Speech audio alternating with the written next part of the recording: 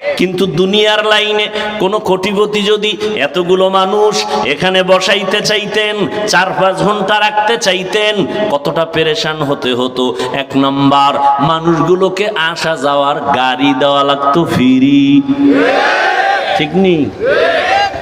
তারপরও এই জান্নাতি মানুষ কেউ আসতো না, সব লাইনে দাঁড়াইতো গাঞ্জাখোর।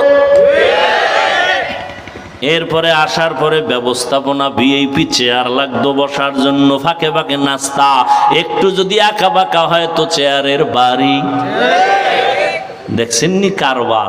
এরপরে আবার এতগুলো মানুষকে নিয়ন্ত্রণ করার জন্য কি পরিমাণ পুলিশ লাগতো। হিমশিম খাইলে কুত্তা এনে হাজির করত।